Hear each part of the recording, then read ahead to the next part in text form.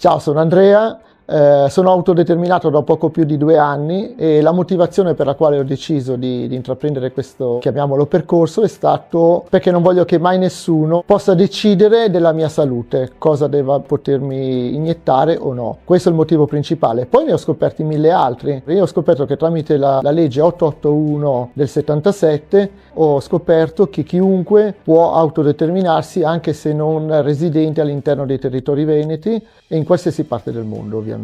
Che tu viva in Italia, in un territorio veneto o all'estero, puoi comunque autodeterminarti. Negli ultimi anni mi sono reso conto che crediamo di vivere una vita libera, ma di fatto non è così, perché nel momento in cui esprimo un'idea diversa di quella che è il pensiero unico e comune che ci viene raccontato dai media, vengo discriminato. E grazie all'autodeterminazione con i Venetkens ne sono intanto consapevole, ma in più posso applicarla questa libertà mentale e fisica. Invito chiunque voglia informarsi, insomma, su quello che è la realtà dell'autodeterminazione visitando il sito appunto dei Venetkens o vedendo i video su YouTube sul canale ufficiale, perché in ballo ne va della vostra salute, della vostra libertà di pensiero e fisica.